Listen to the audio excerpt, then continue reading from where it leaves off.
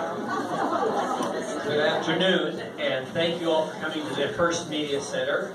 Please go ahead with your lunches and enjoy yourselves, but I think since about everybody has been through the line, we're going to go ahead and get the program started because we don't want to have to shortchange it, and we always promise the people will be able to get out of here in time for, well, about an hour from now. First off, a thanks to Jeff Anderson and Associates as our sponsors for this, for underwriting this event, which I think is an important thing. For those of you who have not been to the Hearst Media Center before, I should explain what we're doing here. I'm Rex Smith, I'm the editor of the Times-Union, and this place was actually the concept of our publisher, George Hearst, who thought that a newspaper should be literally as well as figuratively the center of conversation for the community. So we've had all kinds of events here, from events honoring high school athletes to last week leading business leader talking about leadership and that kind of thing. But this is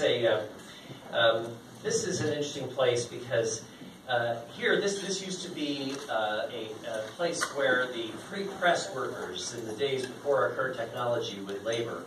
A couple hundred people, and now it's a place where we can undertake more of the journalistic mission of the paper. Actually, for some of us, this is kind of hard to imagine that we're here today, actually engaging in an open conversation, live and unrehearsed, unscripted, unafraid to talk about a topic that was something that we wouldn't have dealt with in these terms not so long ago. And by the way, just so everyone is clear, in case you can't tell, there are some cameras here. Just as we typically will take notes for the journalism that we produce at these events from the Times-Union, there's some news coverage, and there are documentaries being produced in this room, so that you're aware of that going forward. So this is a public event that is being recorded. And this event, of course, in this building, in a newsroom that is through that wall, we've had a lot of conversations over the years about Nexium. And about Keith Raniere. I was looking back this morning at some of the articles we published 15 years ago, actually, in which we quoted a noted psychiatrist talking about the toll that could be taken by what Nexium called intensives, that raised questions about whether executive success programs was, in fact, a multi-level marketing scheme. That quoted people who were defenders and advocates for the program. All of that was a part of the journalism that was being done here 15 and 20 years ago. But I don't need to tell many of you in this room that such coverage of a quite litigious group came with some peril and with some effects on our enterprise, which is why this gathering is somewhat hard for some of us to even fathom. I think, in fact, that the children of one of the Hearst lawyers downstate probably know the name of Keith Raniere because they heard it interrupting their play dates and their birthday parties so often, as we would be calling to talk to our lawyers about the coverage that we were undertaking. But here in this building, we know Nexium. We've had visits by Keith and by Nancy Salzman and Claire Bronfman. We had political leaders attacking the truthfulness of our coverage, trying to convince us that the enterprise of the Times-Union would be much better off if we didn't do this kind of coverage. And I have to say a word on behalf of our fearless publisher, George Hearst, who stood resolute and supported us throughout the coverage that we've done over the last 2 decades. I don't know why the reporting here and elsewhere didn't lead authorities in this part of the state, either federal or state, to undertake any further action. But now we are at a different time. We're at a point where we're looking at federal prosecution through the Eastern District U.S. Attorney's Office. And so we're here to talk about that. We're here to have an open conversation about what certainly is an interesting topic and what has been some of the most consequential journalism that we've practiced. There's no better person to lead this conversation than our investigations and state editor, Brendan Lyons, who has been fearless in his own reporting about this. And Brendan will lead our expert panel today and will lead you through this conversation. So thank you for joining us. Here's Brendan Lyons. Thank you.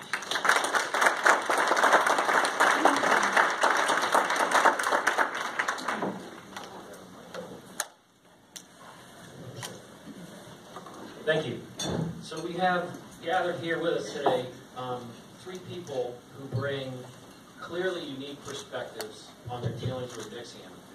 And they were good enough to join us, and a couple of you to fly from the West Coast to be here. We really appreciate that. And what I want to try to do, because we don't have a lot of time to cover a lot of topics, is to try to ask the questions that you may not know answers to, that haven't been in the stories that you've read, so that we can try to learn some new things here today as well. Let's go over some of the important things and the turning points in this case. So Mike Greigel is an Albany attorney, a First Amendment law expert. He represented Susanna Andrews from Vanity Fair when she was dragged through Nexium's litigation machine, along with some others. And so Mike has the perspective of someone who's gone up against them in the court of law. And of course, Catherine Oxenberg, who, I know you all know her story of losing her daughter, India, to Nexium, and what a mother had to do to fight to get her back. And Barbara, who brings an incredible perspective. You know, I can't say enough when I talk to her about how much she's been through and what she knows. She was Keith Raniere's girlfriend for 9 years, which we're all very intrigued to learn more about that. May not be as sinister as you think. Yes. May not be as sinister as you think. Don't worry. So, not in all respect. So, it's not actually no. So, I want to start though, Catherine. Tell us about 2011. The Nexium machine has really taken hold. They have thousands of people who are involved, who are students. They have a foothold on the West Coast. They are expanding their operations in other places. And you and India are drawn to a leadership seminar. So how did that unfold? Well, first of all, a friend of mine kept calling me and asking me if I would go to a presentation of executive success programs, because I had not heard of Nexium. At that point, that was the consumer-facing company. And we went to this presentation, and Mark Vicente, who had made a documentary for What the Bleep, was on stage.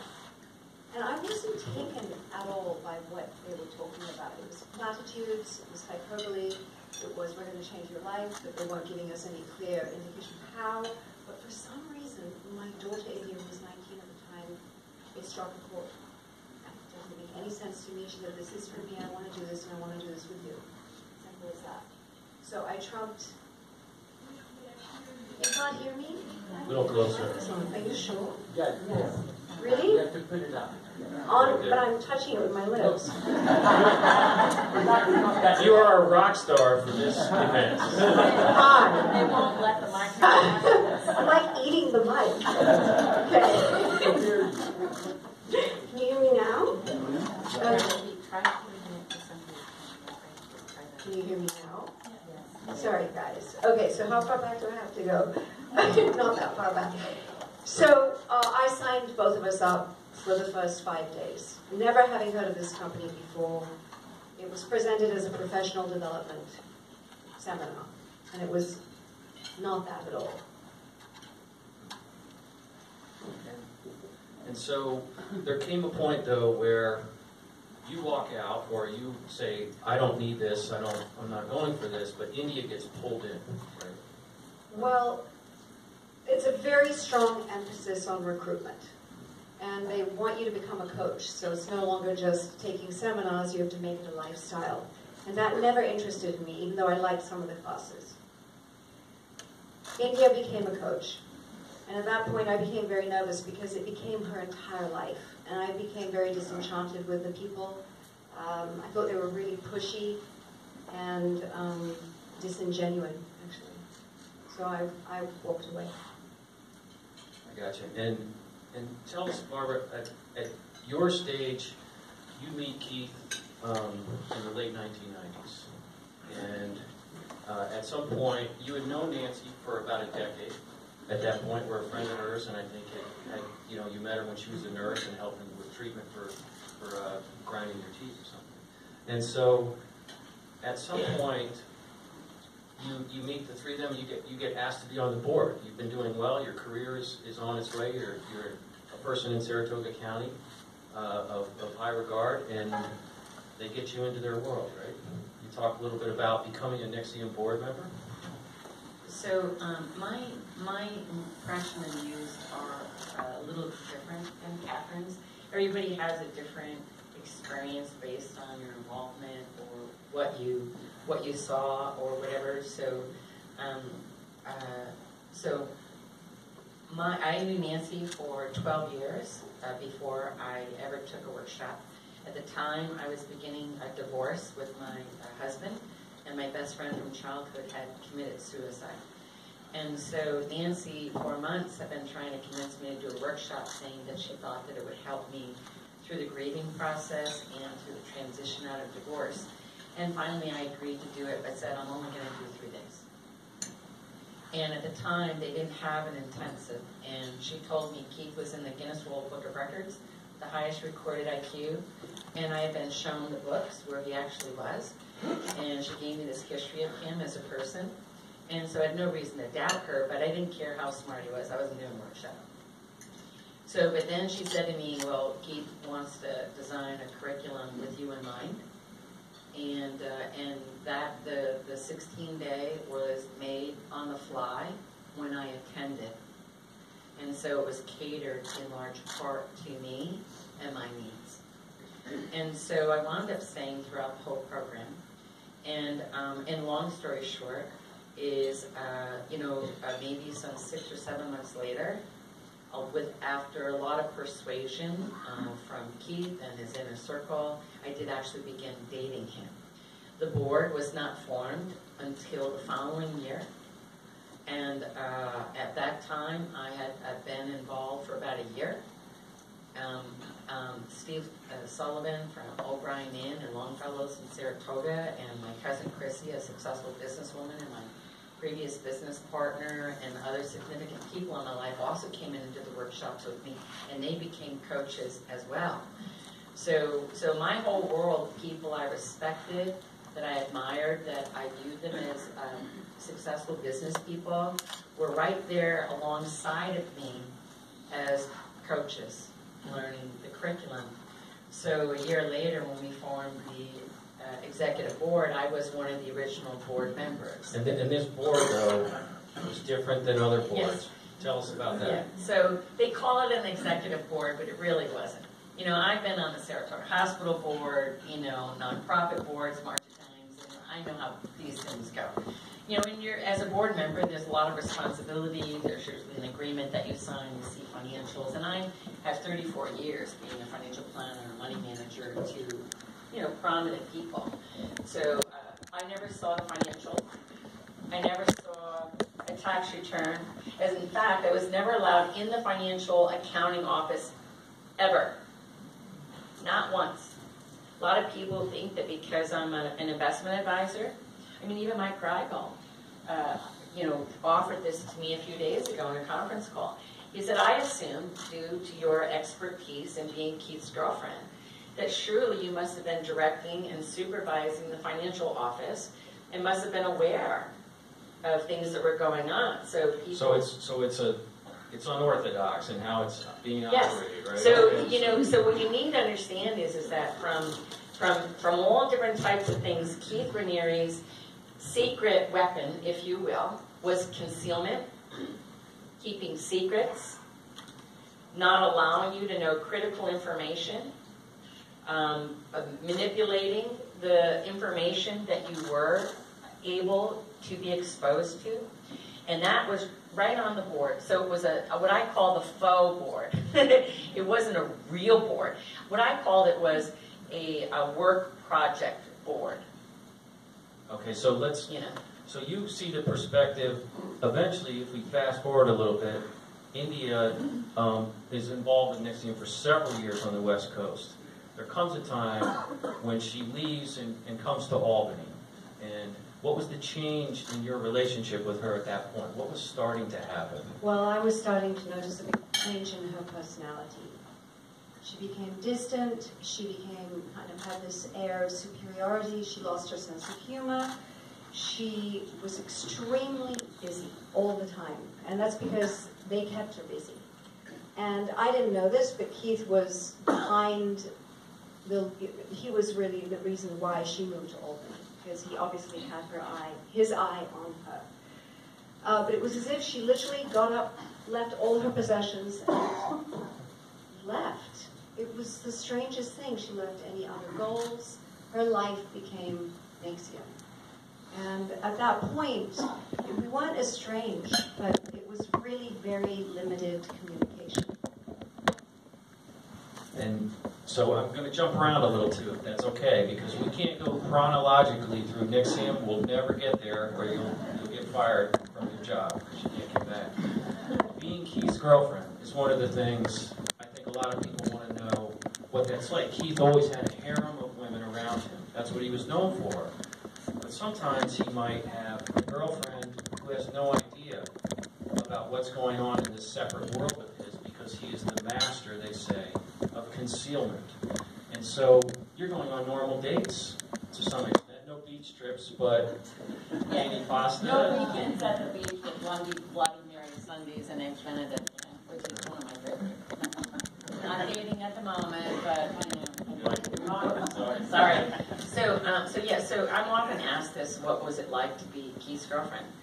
And also, people propagate that it was just a harem, and that everyone was the special one and chosen. That's not how it was, though. And people can speculate, but I was there, so I can only share with you what I know. So this is what I know. I didn't start dating Keith for months after my first workshop.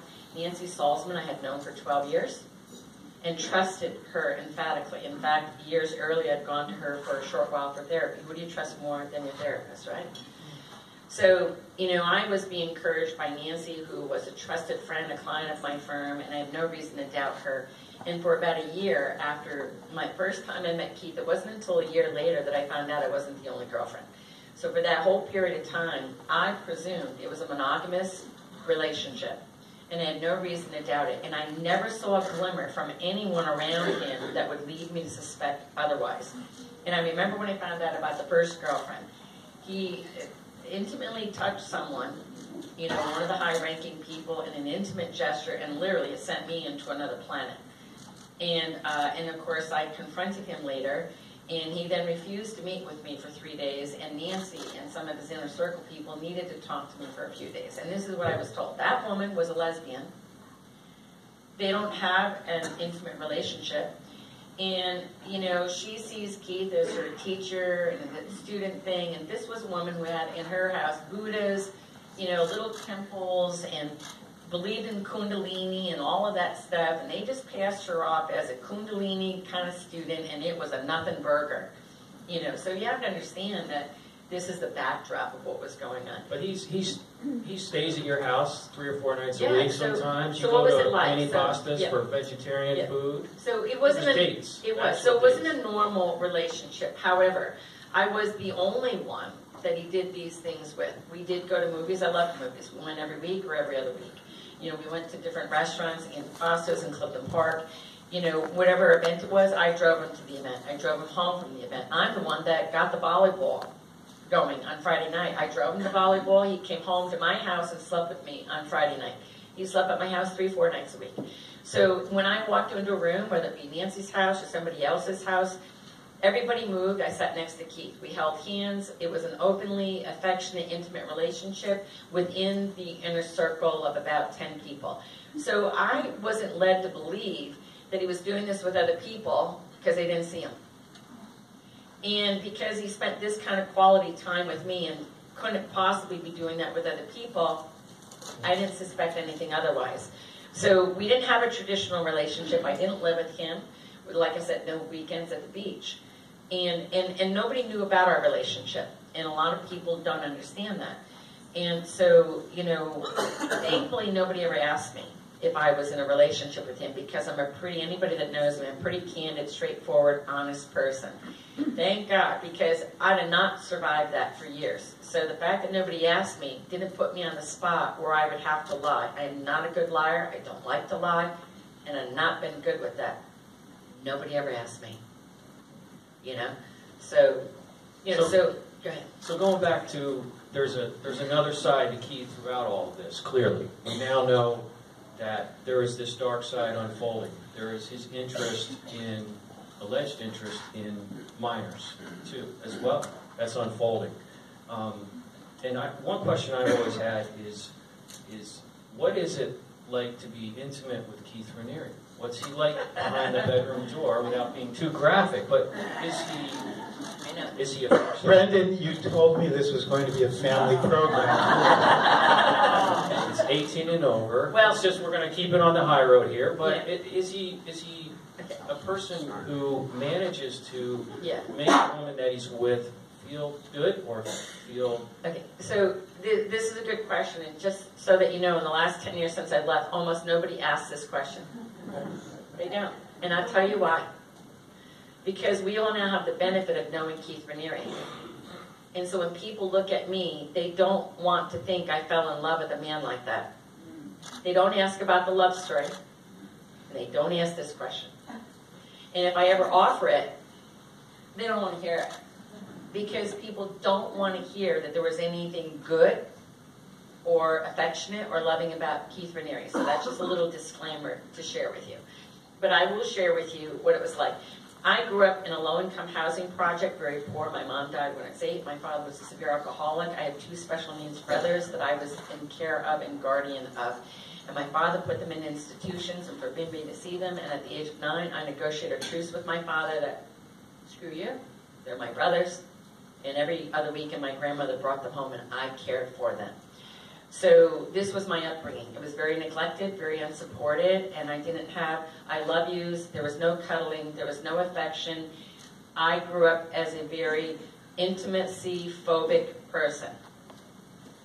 So by the age of 40, when I meet Keith Raniere, he is demonstrating a lot of affection. He's very attentive, and it's freaking me out.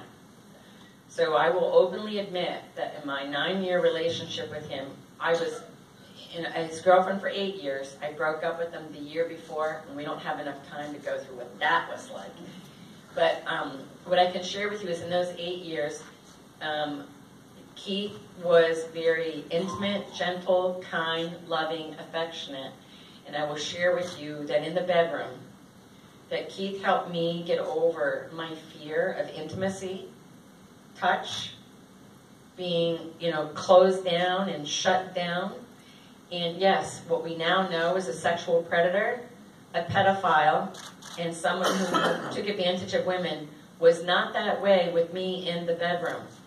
And I can give thanks to Keith Raniere in some morbid way that I today believe that I will, in my future, have a healthy, very sexually satisfying relationship with some man that I fall madly in love with, that I now know better will not be a psychopath.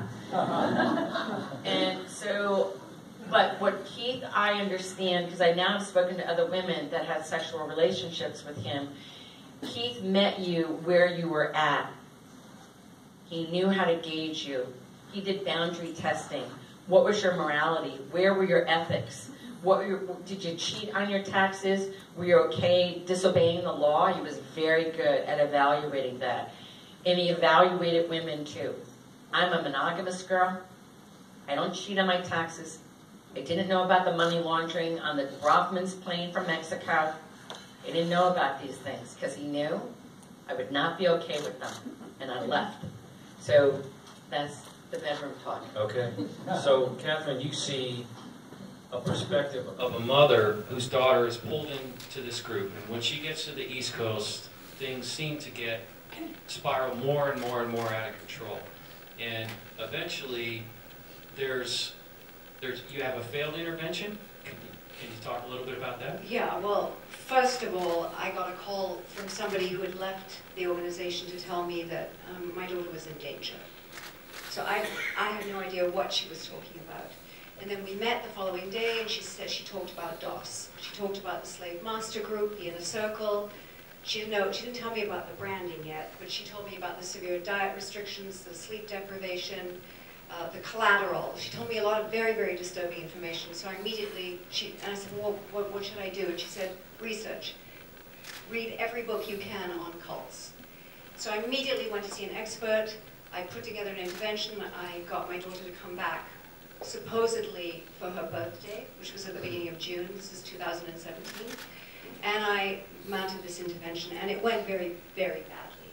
And I thought with a bit of guidance that she would understand that she was in a dangerous situation. And actually 2 days before the intervention, I found out about the branding, so I was ballistic. I couldn't get through to her at all. It was like there was nobody home, and I was in shock. And I did everything wrong. I said, you're in a cult and you're brainwashed. And she said, no, I'm not. So it went nowhere. And then I said, well, just tell me, are you branded? And she actually told me the truth. She said she was. And my heart broke into 1,000 pieces when she said it was character building. I knew I'd lost her. And she got back on a plane. I wasn't able to prevent her from going back to Albany the following day. And I didn't hear her voice or see her again for almost a year. That was it. They cut me off. And her inheritance, is she racing through it? It's being depleted throughout all of this? Yep. I found out that any money that she had was being siphoned into different courses that they were coming up with until she practically had nothing left. And I just want to stick with the branding for 1 second. This was not, done, most of you know this if you read our stories, it was not a cattle brand. This was done with a cauterizing pen. So think about a procedure that goes on for quite a bit of time at the hands of a doctor. And now, in your case, with India back, she's out of there. But you've done some research on the horrific procedure that might take place to try to remove a brand, which anybody may want to do. And talk about that. Well, one of India's justifications was that a brand was no different than a tattoo. And actually, I've spoken to people who work in tattoo parlors, and they said there's no comparison between a tattoo and scarification. And when I told this woman that my daughter had undergone a procedure without anesthesia, she was in horror. She said, that is incomprehensible pain. So Keith Raniere subjected these women to a form of torture, which is just horrendous. Sure. And the procedure for having it removed, though, is not a simple thing, and especially because it was done in an area where, for a woman, has so much sensitive, forgiving childbirth and these sorts of things. I mean, it would be a painful and maybe not even successful procedure. Is there a concern? It's complicated because if you haven't had a child, there's no elasticity in your skin. So they would have to even insert spacers to stretch the skin in order to be able to cut the brand out. And then, yeah, it's complicated. And so, Mike, during these years, there's news reports coming out. The Times Union, there's Vanity Fair, Forbes, others are starting to question some of the things going on in this organization. For our 2012 series, some of the defectors told me that when that story came out, it took us so long, it was Jim Odato and Jim Gish who did the lead reporting on that, and it took us so long to get us that in the paper because it had to be bulletproof, that Keith was ready for it. He knew. We've been trying to get our questions to him. I stood in front of his door and I would look at his little camera and say, will you just answer the frickin' door? Please, I want to hand you our questions, because he would be in there looking, we knew. But my point was that he had braced the people within Nexium for everything that was going to be reported. They never read it, many of them told me. They never read it. They were already convinced by him that everything in there was untruthful. And so in the organization, it had very little effect in terms of mutiny. And in law enforcement... So that was fake news before there was fake news. It was amazing. And so, but they also, at the same time though, Mike, they don't allow reporters to, not go easily, right? They want to look for a way, and in the computer trespass allegations, they saw their opening. Sure. Now, I'm happy to talk about that. Can everybody hear me in the back okay? And first, I'd like to thank Rex and Brendan and the Times Union for hosting this event and asking me to participate. I clearly don't have the personal nature of experience that Catherine and Barbara do with Nexium or some of the members of the group, but I have had professional experience with them in actual formal litigation that I'm happy to talk about. And the case Brendan is referring to was Susanna Andrews is a contributing editor of Vanity Fair magazine, which is part of the Condé Nast portfolio. And back in 2010, she was doing a very in-depth research piece about principally the financial support that the Bronfmans, Claire and Sarah, who were involved in the group and are the Seagram's heiresses, had been providing to Nexium and Keith Raniere. And it was a very well done piece. It's still available. I commend it to all of you. Susanna is an enormously talented, diligent, conscientious professional journalist. Everything in the story was meticulously researched and scrupulously sourced. And the focal point of the article really had less to do with Nexium's operations. It really focused on the financial money and the amount of largesse that the Bronfman Seagram's fortune had benefited Raniere and how much he had gone through. And the total amount was about $150 million. And you heard me correctly, and I think that's the number that has fairly well been documented, at least at that point in the article. So because everything was true and correct, Raniere and Nexium could not bring a defamation claim. Truth, of course, is a defense to defamation under the First Amendment in our constitutional system. So what they did instead was they brought two statutory claims under federal laws that are basically anti-computer hacking laws. And they alleged against Susanna Andrews and others that she had gained unauthorized access to the Nexium website and computer system. Now, I want to make abundantly clear that we would have strenuously disputed that factual position had we ever proceeded that far in the case. But when they served their complaint, in other words, our position would have been that there was no unauthorized access, that there was authorization. We didn't need to reach that, and I'll tell you why. When the complaint was filed, and I'm looking at the allegation here in paragraph 52, it says, in late 2011, suspicions arose as to whether unauthorized users were accessing the Nexium website.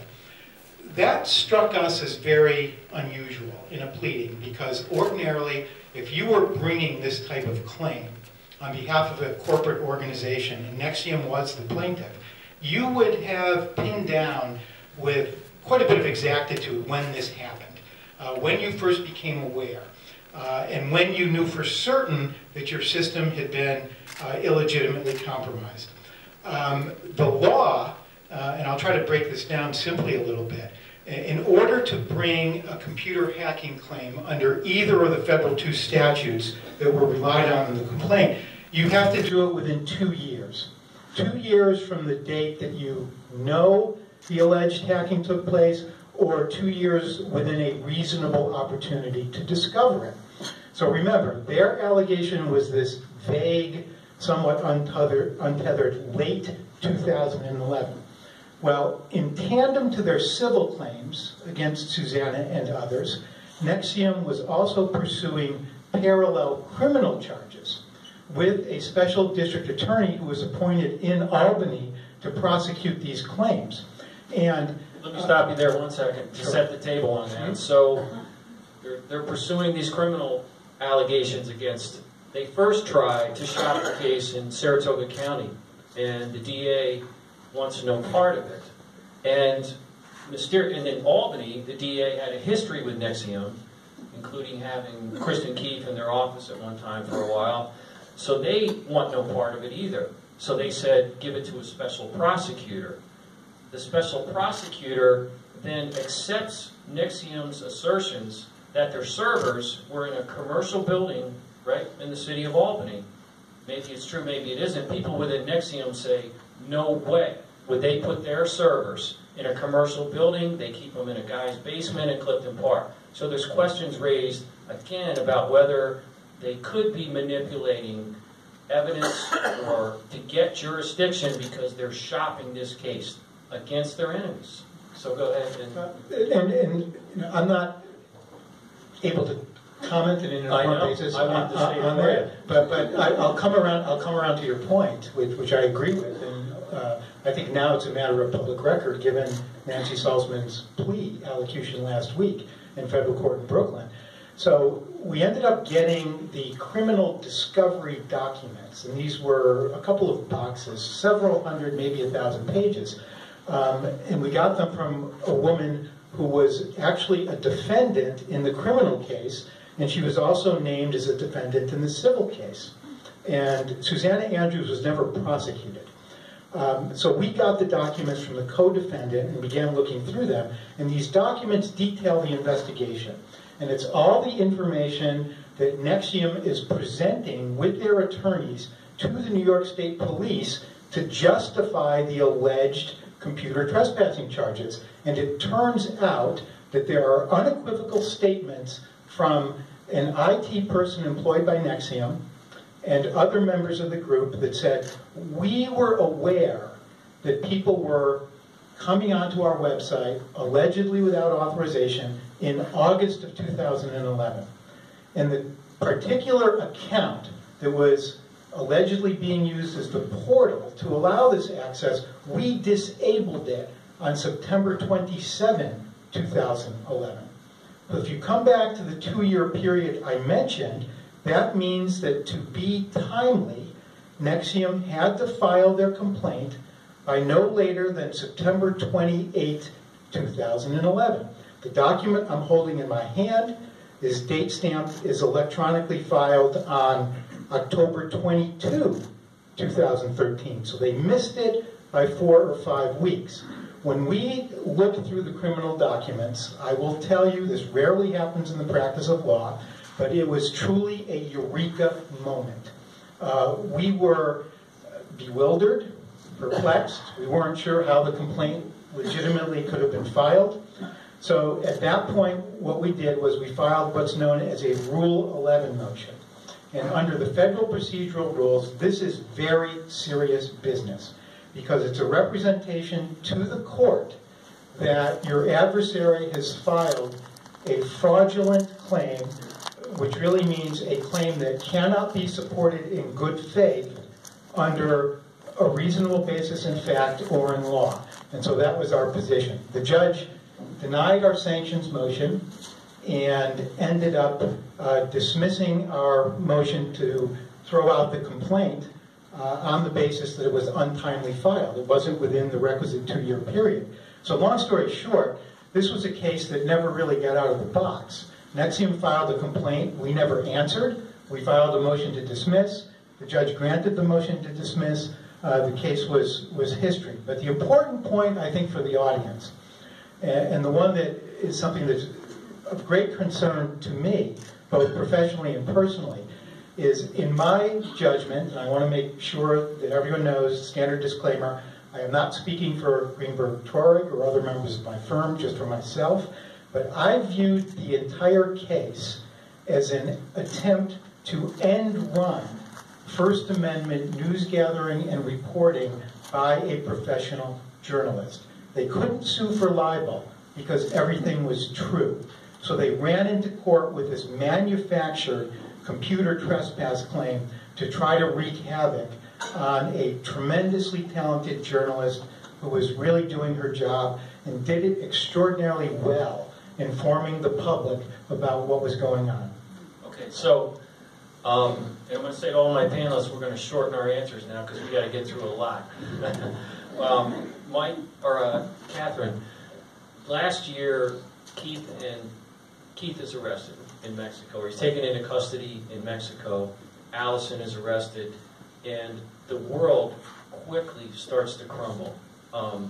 And in your daughter's situation, that was a turning point, right? There was a glimmer of hope at that point with those arrests.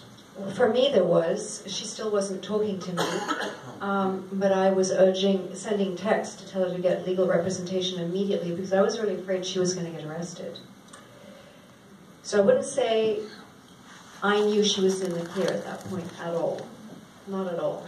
Not until June, mid-June, when I met with her. And then, did she remark to somebody? What if? Did she have questions? What if all of this? Well, what she told me in retrospect, since we've been reconciled, is that there was a moment after Allison was arrested when she spoke to a friend of hers who was in DOS. And she said, what if this is all a lie? So that was the beginning of a crack in the bubble of being under the influence of the doctrine of this cult. But because I think it was a pride issue, she didn't really open up to me until months later. How is it that you think, Barbara, he's able to keep all of these women at his fingertips, and they all know that the others, not you, but the others knew of one another having sexual relationships with him? At different times, you had Nancy Salzman intimate with him. Later on, her daughter is intimate with him. The mother's reaction is not to be horrified, but to say, oh, lucky her. So what is it about, how is he convincing them or manipulating them? So this is can you hear me? This is not an easy answer, and but I'll give it a brief stab. So people that get involved with Nexium long term and whom want to become coaches and teach usually have a very spiritual side of them. Some of them come from Buddhist practices, yoga, meditation, other kinds of personal growth, landmark form, different things like that. And they're on a spiritual quest to try to better themselves and improve themselves. And not only do they want to do it for themselves, but it becomes a purposeful way that they want to do this for other people. So they don't just want to have it as a hobby. They want to have it as a vocation and oftentimes a career. So that's the mindset. You have to have that. You have to have that understanding that that's a mindset. What I usually call is, we're all familiar with Tibetan monks, the shaved head, the red sheet, the sandals, giving up all their lofty material goods, right? I used to laugh and say I was on the white monk collar spiritual guy. I didn't shave my head. I still drove my BMW. Still had my beautiful things. But so people in the higher levels subscribe to this philosophy that you wanted to root out within you all those areas of anger, resentment, lack of forgiveness, conflict, hatred, fear, things that, let's just say, would make you not the kindest of people at any certain time. So this is the backdrop. Now, it would take a while being involved with Nexium, and then if you got brought into Keith's inner fold and or had an intimate relationship with him, you already had this kind of platform of thought. And from that platform, Keith within his inner circle propagates that he is a more evolved soul, more advanced, if you will, and that he is a mentor, a teacher, and that he is going to help you with your personal growth. And then there's the vision that you subscribe to, which is we have a philosophy that we're going to be the change we want to be in the world, and that we're going to make a difference in other people's lives. And in fact, we didn't just think that, we did that. We were doing that. You have to understand, thought leaders from around the world came in. Richard Branson from Virgin Airlines, the former Surgeon General, the CEO of Enron, Nobel Prize winners, and I enrolled a lot of these people. So people, 17,000 people came to the door, and they didn't come through the door because they wanted to drink Kool-Aid or join a cult. They just really didn't. So we did, if you will, resonated with us, the work we were doing. And then what Keith did within the inner circle, at least they did with me, is one of my passions was, I was very generous. I was on a lot of boards, a lot of nonprofits, and I was 40 years old at the time. I was grossing $1 million a year. I was self-made. My client minimum was $1 million. I was a pillar of the community. I was managing $100 million. I didn't need to make $2 million a year. $1 million is plenty of money, I assure you. What I wanted to be was philanthropic. I wanted to give back more. I wanted to help empower more people. I wanted to make a difference in the world. So Keith hit on that button. And in fact, we were making a difference with these kinds of people that were coming through the door. So when you get into the inner circle, you have that within your being. Does that make sense? Sure. And at that Brendan, can I just respond briefly to that? And I don't doubt the accuracy of any of that, Barbara. I'm not in a position to. But as an outsider, the fact that perhaps well-known, well-connected, famous people enrolled in the course, I have real serious reservations about the propriety, the efficacy of any group that ends up separating family members in a serious way, as apparently happened with many people, including Catherine. So if you listen to the very difficult ordeal that Catherine has been through with her daughter, it seems to me hard to reconcile that ordeal and that trauma with any sense of noble mission or self-realization or ostensible behavioral improvement that can be attributed to Nexium. Because if the group were really about individual empowerment and self-actualization and human development, it would be dedicated to strengthening the bonds among family members rather than ripping them apart. Certainly there's accounts, right, of the methods the government's saying and others that, you know, the methods they use are manipulating people, preying on their weaknesses. You know, there's people who were on the verge of suicide, questions about whether one had committed suicide as a result of it. So it's, at one point I think there's this overlap of legitimacy and training, but woven throughout all of this is very troubling approaches that they're taking. So yeah. Now, again, you know, you're going to find that some of us have different views and different opinions.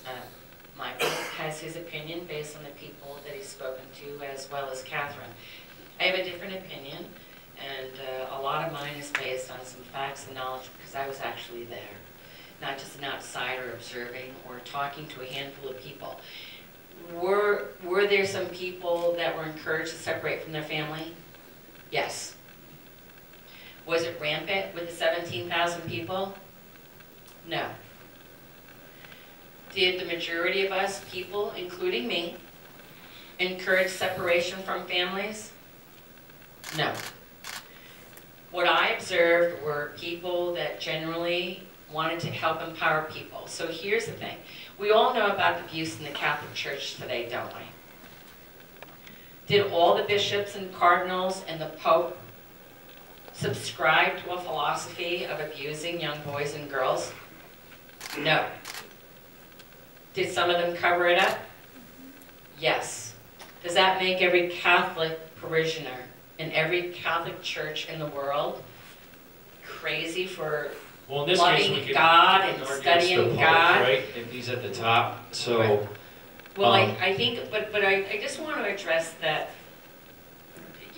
I'm just going to say one blanket statement, and then we'll move on. Okay. Because I know this becomes a very touchy, as you can see, tense part of the dialogue. And I know it best because I've been navigating this for 10 years now. So I know it better than anybody. This is what I'm going to tell you.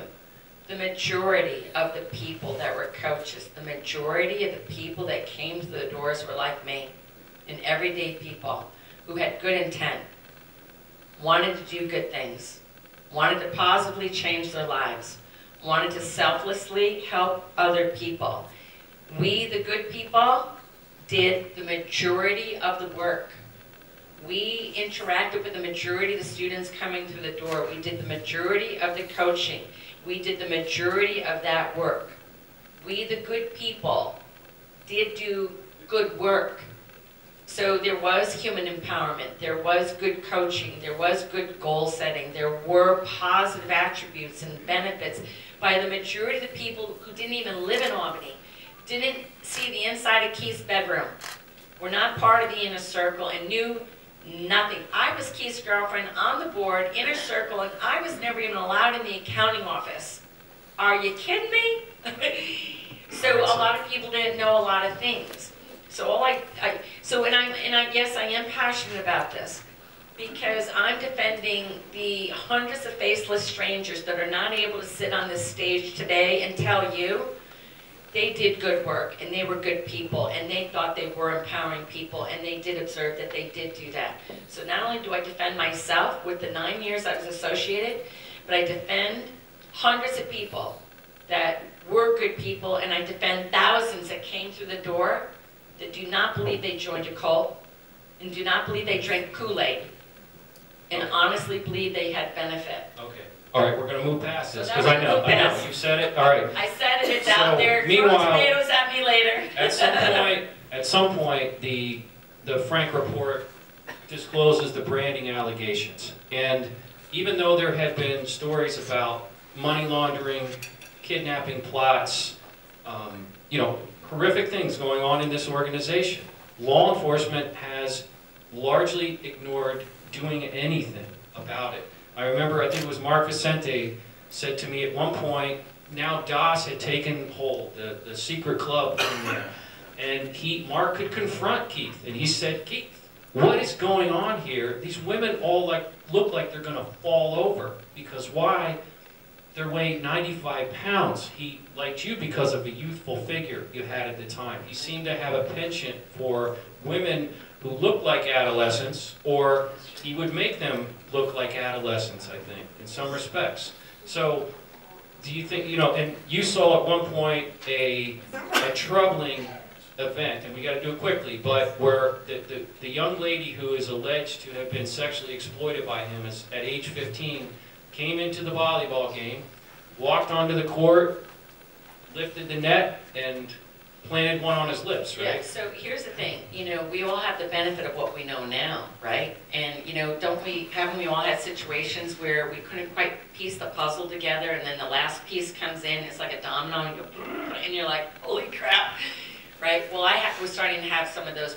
3 months before I quit, I was at the volleyball court, and, well, actually, that was 3 months, I was at the volleyball court 1 month before I quit. Listen, I had one foot out the door 2 years earlier, and I was just figuring out how to remove myself without destroying my business and everything else. This young woman from Mexico, who I don't even know had a green card, and we were all kind of like wondering, what was this young Mexican family doing anyway? And suddenly, after they were around for a while, they were cleaning Nancy's house and running errands, and a couple of them were following Keith around with a camera and filming everything, and those of us involved in the community were like, the hell is this, right?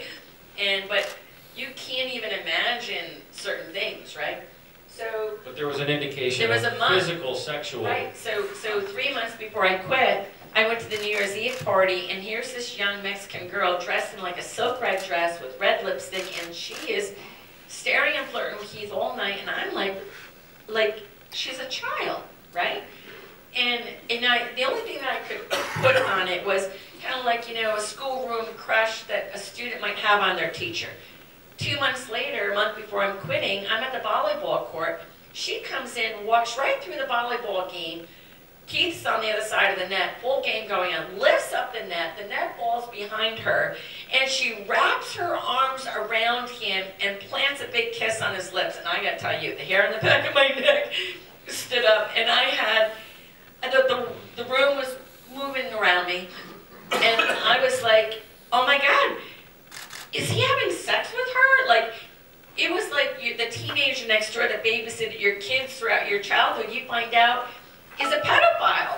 Catherine, what do you experienced this with India too? Was there weight loss that you noticed at all, or? Yeah, huge weight loss. Before I took her on vacation a month before I found out what was going. Actually, a couple weeks before I found out what was going on. She was really thin and she looked really unhealthy. Yeah, big change. That's something. And so, in at this point, let's fast forward to there's the criminal case unfolding in Albany County, the computer hacking allegations. And there's another Matlock moment of sorts, right, where it's February 2014, May 2015, the case is pending. Barbara receives a call from Kristen Keefe, who had been almost Keith's right-hand person for many years and had defected and left him. And many people in Nexium think this was a major turning point because he had lost one of his closest disciples. She went out the door with the help of a state police investigator who ironically is investigating the computer hacking, and she tells him all this information. Barbara records the calls. She gets a transcript of everything that Kristen Keefe had said to her and gets them eventually to her lawyer, who's here with us, Pamela Hayes from Brooklyn. Pamela files a Clayton motion to try to get the case dismissed.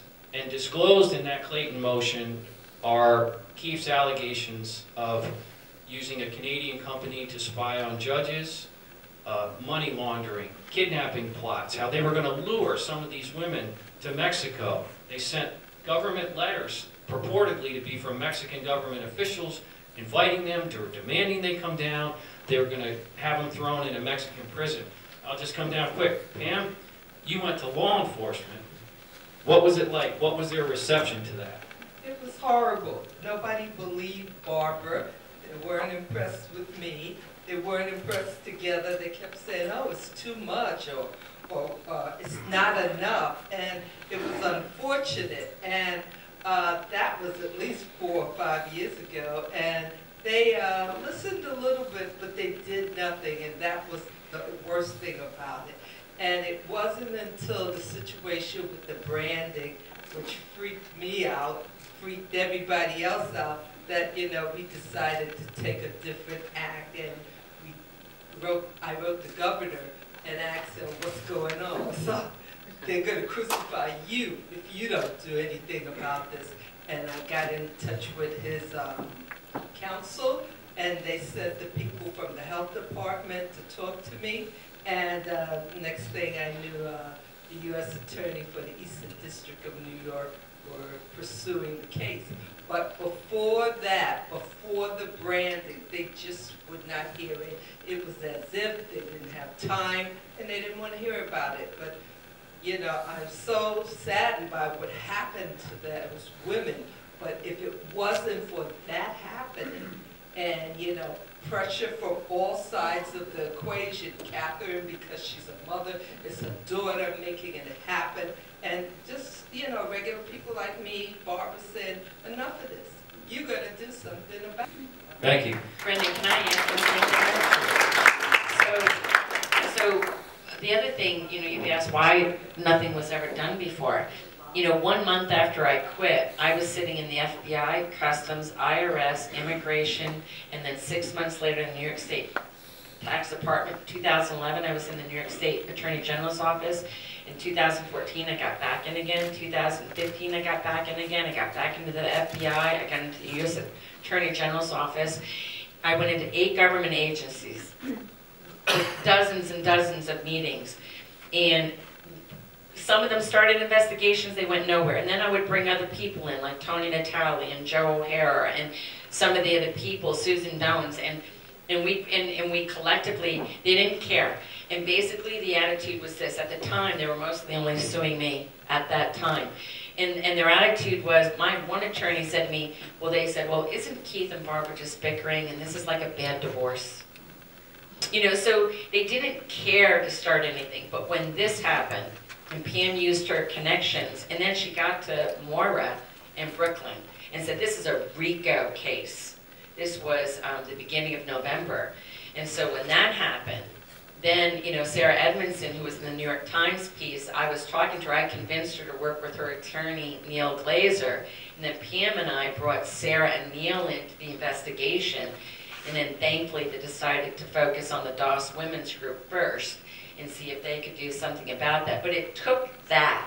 But had one of those government agencies that had collectively a whole group of us gotten into, well, the U.S. had the U.S. Attorney's Office, and I can't say the official, but it said, I asked someone in that organization after, no, it was prior to Keith's arrest, but when it was starting to collapse, I said, do you regret not bringing the case? We know now the Eastern District, where Nexium has very little ties compared to their headquarters here. And the response was, I deeply regret it. I should have assigned a team to that, you know, because it would have got done. And you saw the same reaction from state police, from the U.S. Attorney, or from the Attorney General's office. I think it was, as one person who carried a badge told me, these cases are messy, we don't like to do them. Because, why? Because you have women who are, you know, it's a hard case, right? They're going to argue coercion, but you have the women who are being branded, have a stencil, no, wait, I want it on this side. So they're going along with it. So they're going to have to prove the coercion was here. They're not being physically held down and branded against their will. So it is a difficult case, for sure. Do you, one second, Mike, do you think that throughout, from your knowledge now of Nexium, that the articles throughout the last 6-8 years, since 2010, 2012, started to take a toll on their ability to recruit when people could Google them and say, whoa, what is going on with this thing? Well, you would think that, but part of their recruiting technique was a preemptive strike. So they told me, for instance, don't Google us. We're controversial, we're cutting edge, we have a lot of detractors, and so who want to take us down, so don't look. So they had a spin for everything. So I would say that it wasn't until probably the New York Times and became a national story that they had a really hard time recruiting from then on, from October 2017, sadly not until then. The point I wanted to make, Brendan, was that I think the women who have had the courage to give voice to their experience and the difficulties and often the destructive trauma that they've experienced personally. People like Catherine, people like Barbara, people like Sarah Edmondson, who did go on the front page above the fold of the New York Times. I think that publicity resulted in a laser focus on this and how beyond the pale this was. And at that point, law enforcement simply was unable to sit back any longer and ignore what was happening. Why nothing was done here in the Capital District, where it was pretty much in local law enforcement authorities' backyard, is a very intriguing question to me. I would love to have an answer. Well, they also had influential attorneys, right?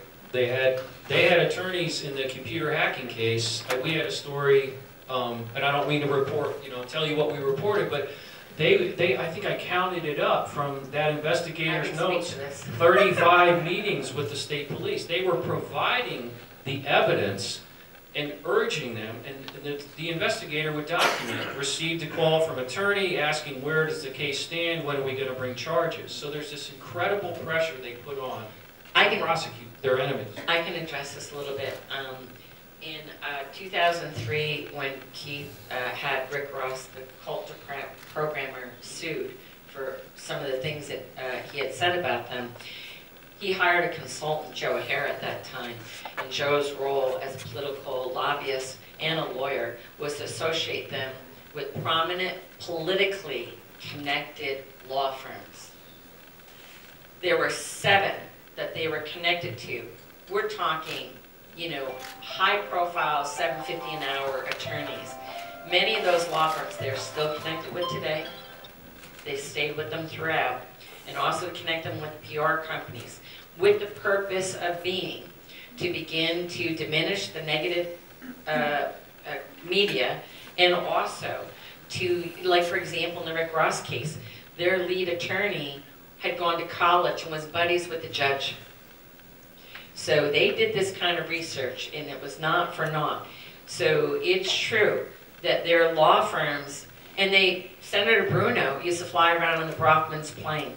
They went to Hillary Clinton's house in Connecticut for a dinner. I assure you, Richard Mays, Clinton's, advisor, was brought in. Roger Stone, who's all over TV. I was there when he came in and did his 5-day. Roger Stone was hired to do some media, to try to diminish the media.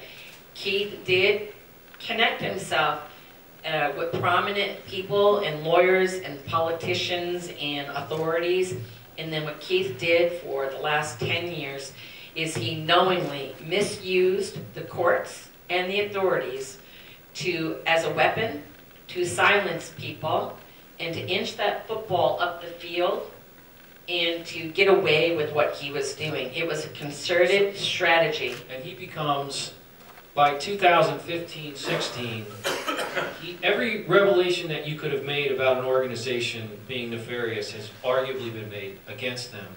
Law enforcement hasn't done anything. He starts, could you say, to feel like he's invincible when he sets about establishing DOS, because now he's taking his compartmentalization control of women to a new level. Now understand, I have my own theory, others have their own theory, why Keith got worse over the years. This is my theory alone. I got into the government early on in 2009.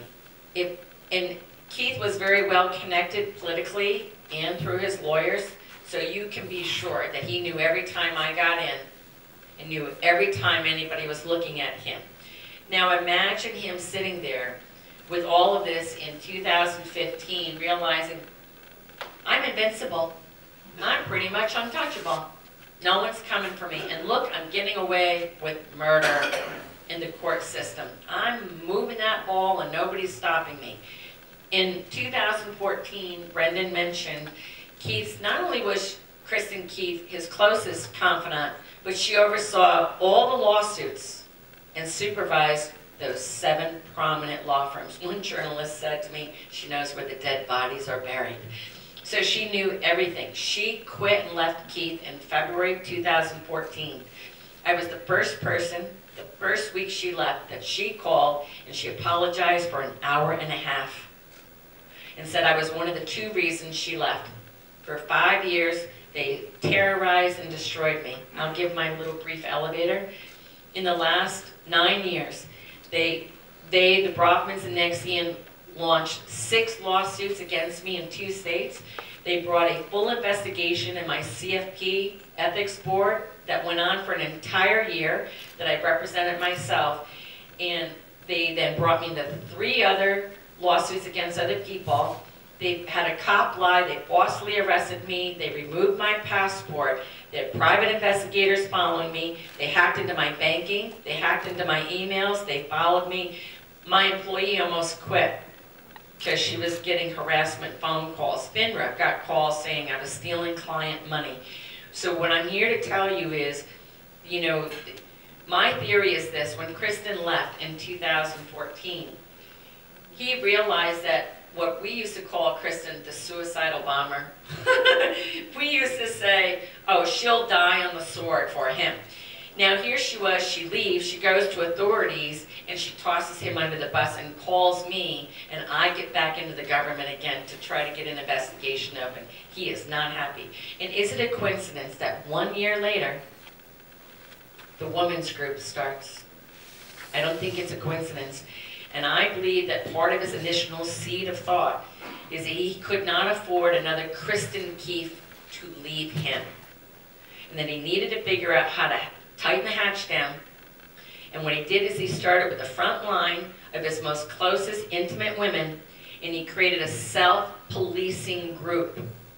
That those women were now going to monitor each other with their collateral and the other women they brought in.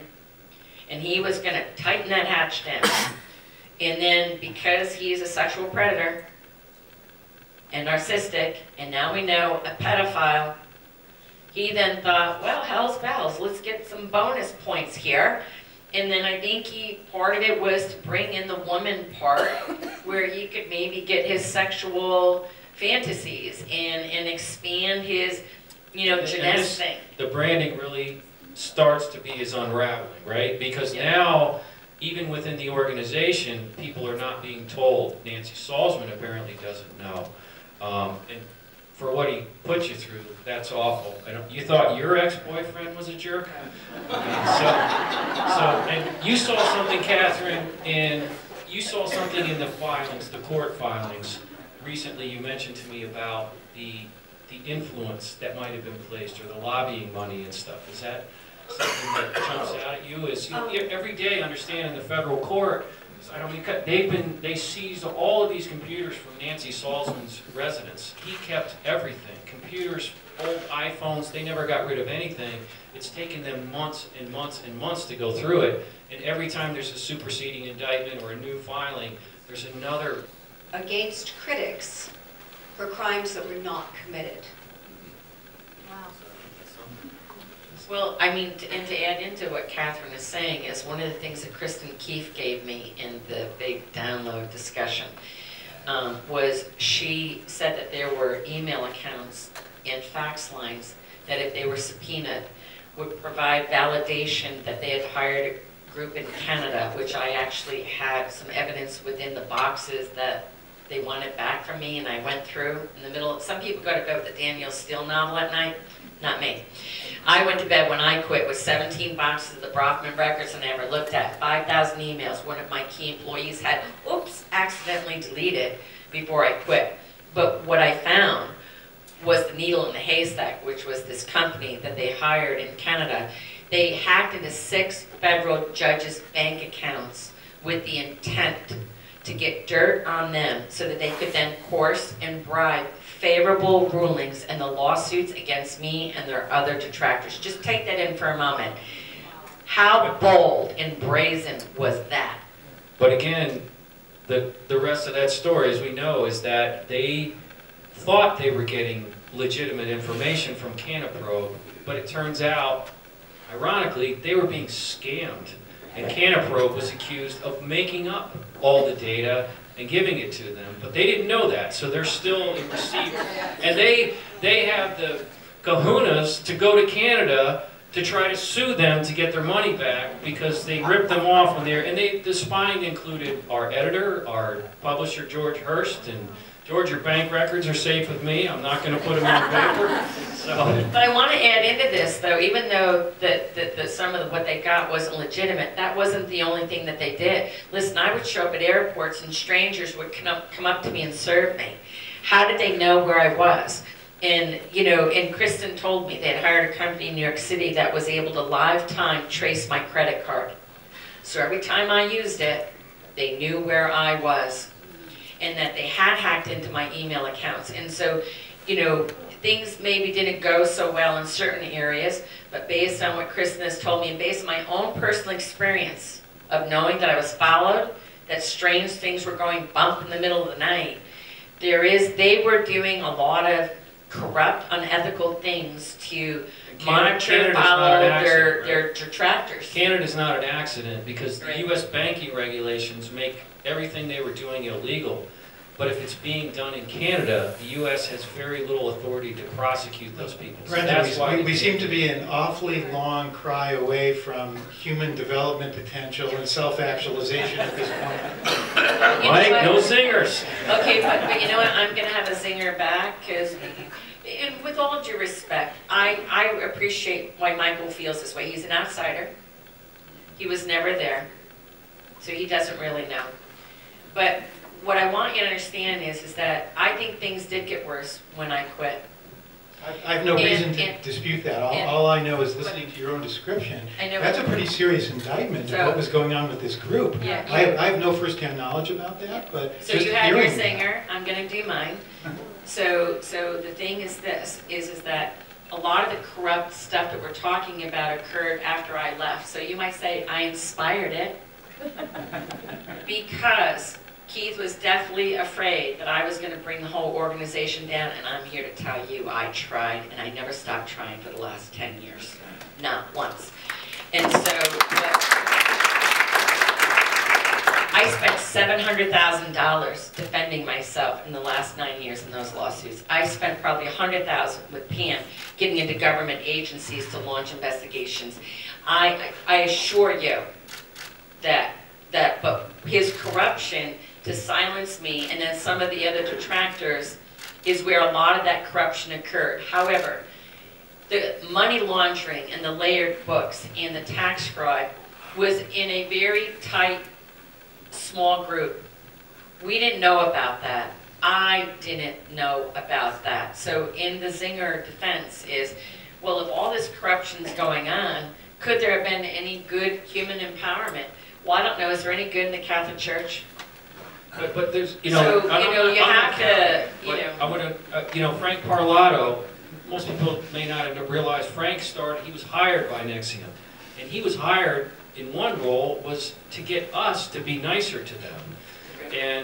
And Frank recounted for me standing in Nancy Salzman's kitchen, and she referred to it as her $1 million kitchen, he said. Not because it was a $1 million kitchen, but because she held money there, their escape money. And to me, that was telling, because in 2007, that means that Nancy is aware they might have to escape someday.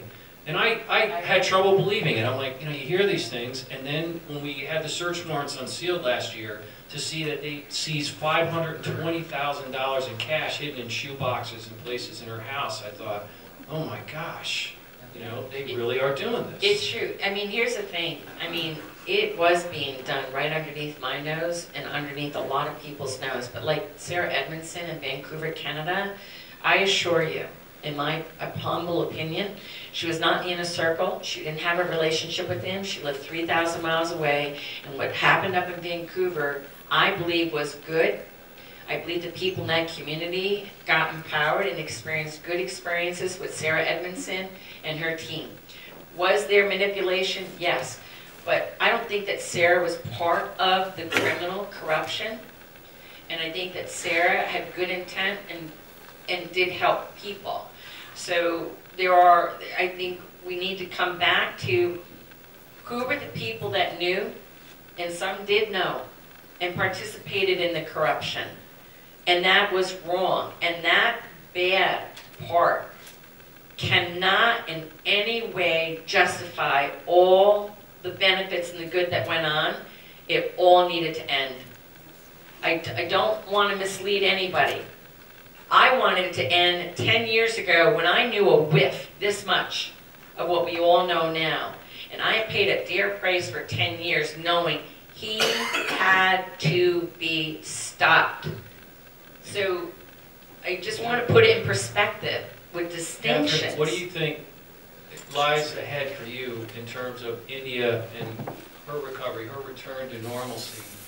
And I know that'll be a process, I'm sure, for some time, but you know, she's back with you now on the West Coast? Well, she was until my house burned down in the Malibu fires. So our plans took a turn, but we are in spirit back together and stronger and closer as a family.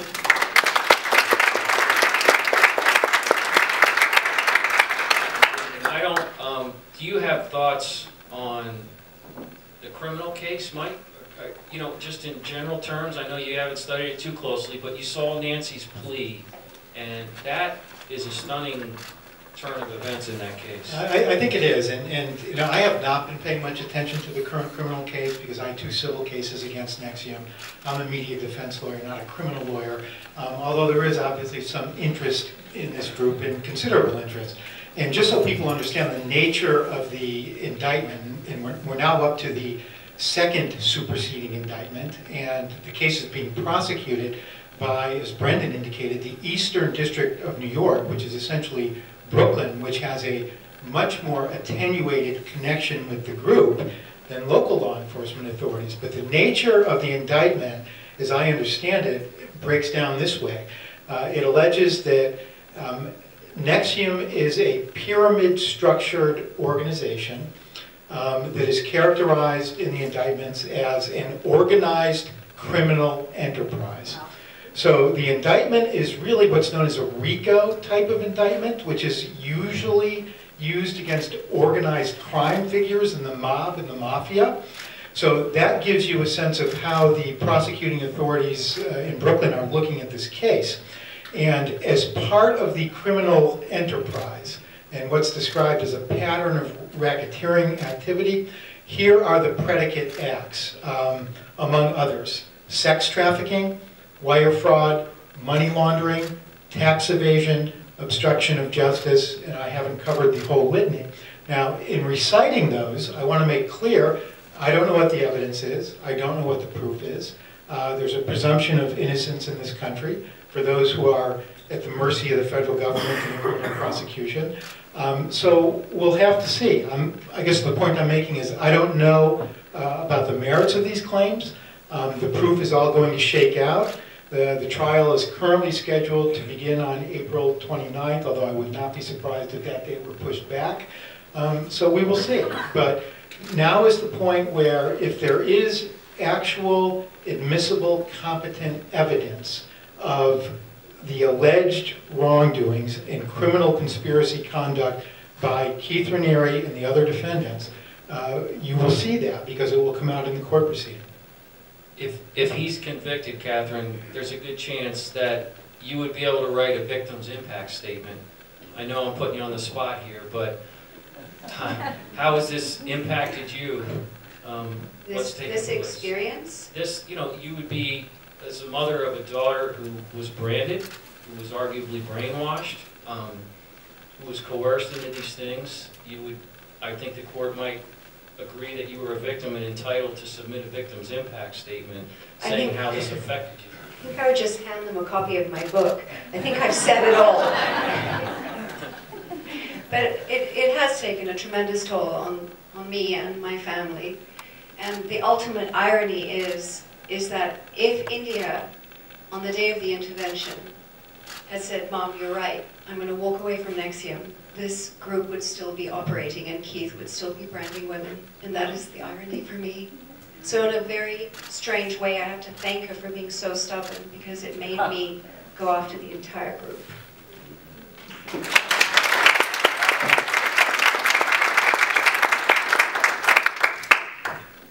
I think, how are we doing on time? I don't want to go past.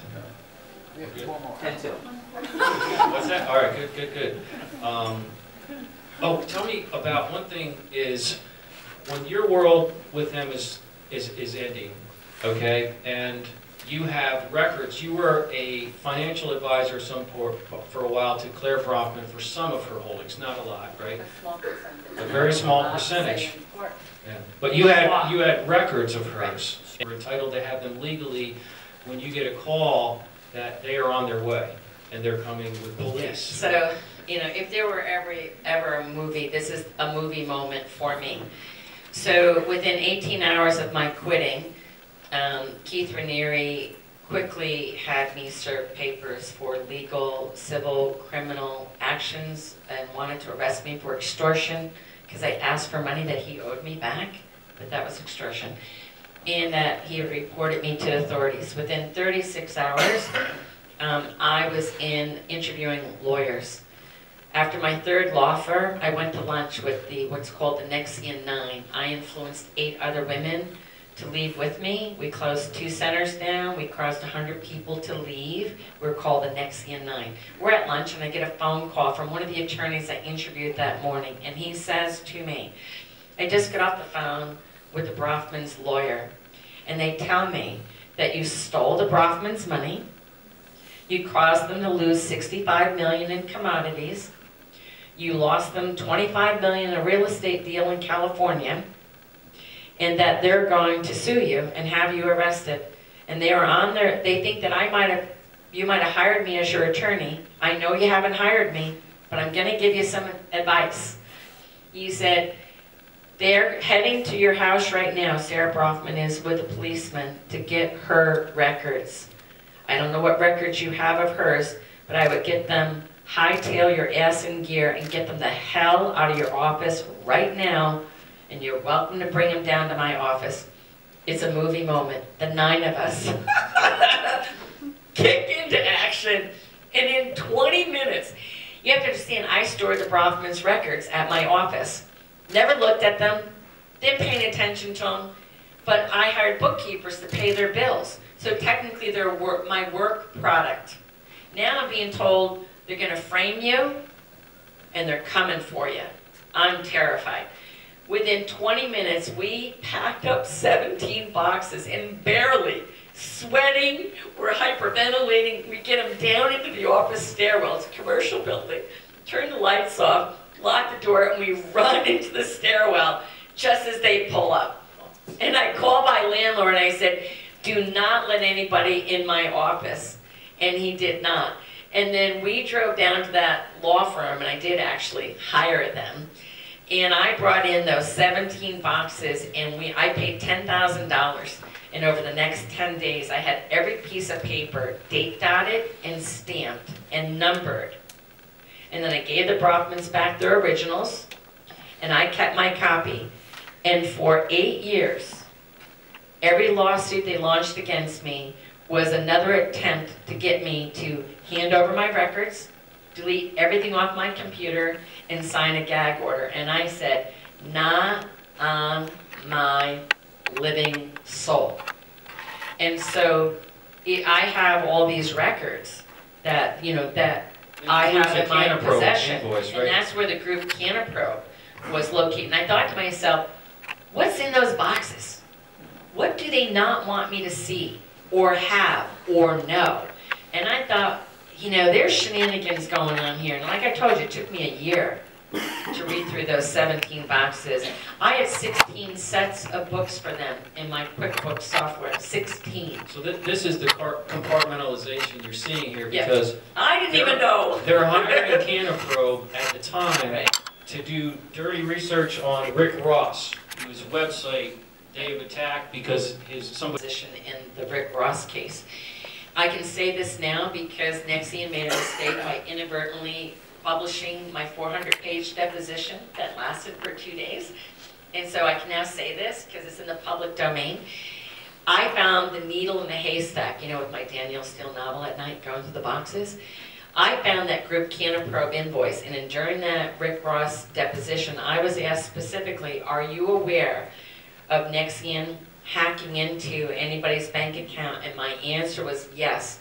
I have an invoice from group Canaprobe showing that they hacked into Rick Ross's bank account in order to monitor him. So, you know, so this is just some of the inside scoop that, you know, started to materialize with some of this stuff more coming to the surface, you know. Catherine, did you receive any of the letters from the Mexican officials? I did. Right before the New York Times article broke. It was really Keith. Go ahead. Yeah. So. Yes, well, we know that now. Yes. Threat letters from Mexican lawyers on behalf of Nexium Mexico, and threat letters from Mexican state attorney generals saying that I had committed extortion and fraud and that I was going to be put in jail. Yeah, I wasn't the only one that got those letters. And now in retrospect, we know from the government that Keith penned those letters, sent them to Claire Brockman, who then sent them to Nexium Mexico. It was Emiliana Salinas and Alex Betancourt, who I'm sure are going to be pulled into this at some point, hopefully. So there's the chain of command. Now, I'm going to share this. Catherine, you may not even know this. I'm the inspiration for the Mexican letters. I wouldn't call it an inspiration, Barbara. Yes, well, I mean, not inspiration in that way. But here's the thing. Remember the extortion that Keith accused me of that I told you, asking for my own money back? That got morphed into Claire Brockman saying she got an extortion demand letter. And she went to 5 government agencies over 3 years to have me arrested for extortion because I asked Keith personally to pay back money he rightfully owed me of $1.6 million of my own money that he owed me. That got morphed into when the criminal case got dismissed in February of 2016. 3 weeks later, Alex Betancourt and Emiliano Salinas, prominent Mexican members with political family, Salinas, President Salinas in the past, they filed an extortion charge in Mexico against me and Susan Dones, she was one of the Nexium 9, for extortion, conspiracy, and collusion. When Mark Vicente and Sarah Edmondson left in the summer 2017, what they did is Tony Zarantini was a Mexican member. They then added Tony to my extortion charge. And then Tony sent me the actual legal Mexican papers. Now, I can't read Spanish, but you can read the word extortion in Mexico. It's extortion. You know, and Tony was added to my extortion charge. And then 1 month later, after that, I was with 2020 producers, and they said to me, Barbara, our investigator just got word that they added Catherine Oxenberg, Sarah Edmondson, and Mark Vincente to your extortion charge. Now, I had never met Catherine at the time, but Catherine was colluding and conspiring with me. Didn't you know that? For 10 years to extort $2 million from Keith Raniere and destroy his company, but yet I have never met Catherine. This is the kind of stuff that they did. So I don't mean that I inspired it, but what you may not know is that it's been 10 years of being morphed and morphed again into his trying to get me on extortion. I did know, because I do speak Spanish, and I did read that. Yeah, well, my name was in English, so all I could see was the word extortion and Barbara Boucher, and that was enough for me. Just so you know, I went to Europe last year. I came through U.S. Customs. I was detained and interrogated because of the Mexico extortion charge. And finally, you know, how bizarre is the story, and I'm terrified, and Christine and a friend of mine are out in the baggage claim area terrified. Where am I? Because I'm being interrogated. And the custom agents finally decided to let me go because I was compelling and explaining the crazy ex-boyfriend who filed extortion charge me against. And we come out to the baggage claim area with Christine and Joyce, and he says, do not ever let your friend Barbara step foot in Mexico. You will never see her again. And they will confiscate her the second she crosses over the border. So just so that you know, sitting here today, I'm not allowed to go to Mexico. And the customs agent told me every time I travel and I come back into the U.S. Customs, they will again interrogate me. And I will go through this every time until I can get those extortion charges dismissed in Mexico. So, you know, the havoc that Keith Raniere is a terrorist by the definition of the word. And what he did was terrorize me for 10 years. And then others. Terrorized other people along the way, and anybody who was a verifiable detractor and a force to be reckoned with got on his radar. And then he illegally used corruption, the courts, and the power and influence of the Brofman's money to really get away with murder. It was so wrong what he did, really, truly. So I'm not going to Mexico. I've been told I can't go out. So our publisher, when he built this, you know, with his leadership, he looked at this room, this gathering space, as a place to be a conduit for the community, for community discussions, and I think today that it served its purpose. And I hope you guys drew some information out of this that helps you understand a little bit more about the subject that we've been writing about for so very long. And we can't appreciate you enough for coming out, and especially thank you to our guests. I think you each gave us a really different perspective, and they collided here and there, and that's okay. That's part of it. And we have someone from the inside, someone who's a victim, someone who's litigated against them, and I'm a victim too, I would say, that's safe to say. yes, certainly. So, but thank you again. Go ahead. And I want to say one thing is, I have a lovely group of people here today, and a lot of people have been afraid to support me, to publicly be known supporting me, terrified that they would get on Nexium's radar, terrified to be viewed as being supportive. And there's a lot of people that told me today they'd like to be here, but they're too afraid to be here. Or people that belong to Nexium, too afraid to have anybody know they belong to Nexium. So I have about 25 people here today that are brave and courageous and willing to endure the negativity they might for having supported me, the evil banker from the dark side, you know.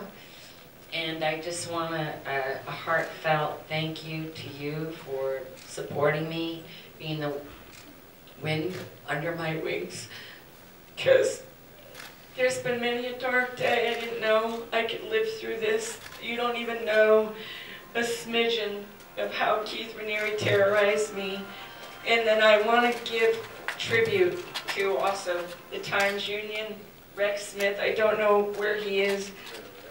Rex. Jim O'Dotto, who's not here today that I'm aware of, and Brendan. I want you to know how grateful and appreciative I am of their efforts, and here's why.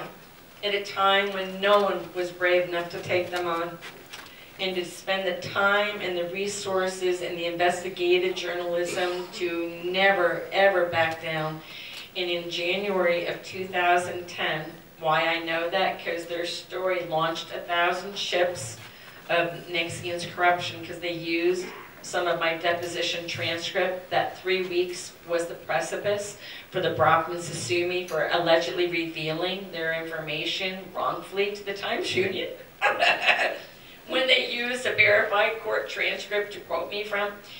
But what I want you to know is I have observed and have a long-term relationship with them. And they consulted me on many of the stories.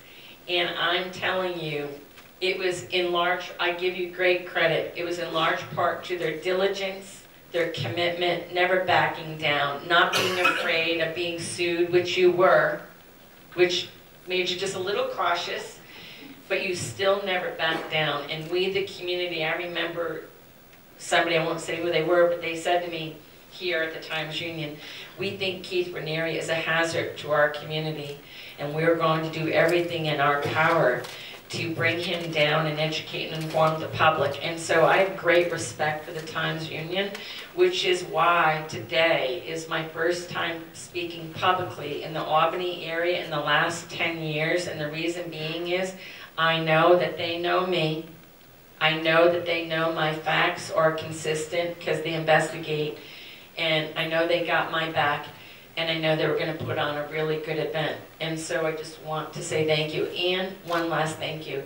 There are many people that aren't here today. It took a village to take Nexium down. You know, Keith's ex-girlfriend from the 90s, Tony Natale, never gave up. You know,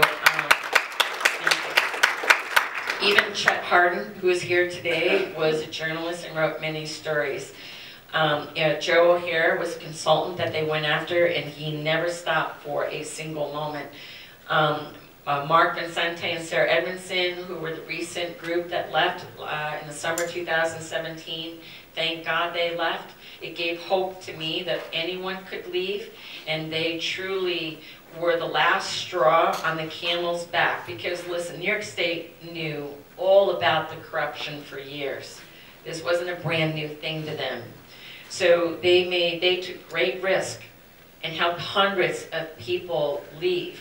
And then Frank Perlato, who started a blog a few years ago, you know, created a platform that allowed anybody to comment, and through that a lot of information came up and became available. And then you have someone like Catherine Oxenberg, who, you know, loved her daughter and was willing to use her passion and love and her connections and media to shine a light on this.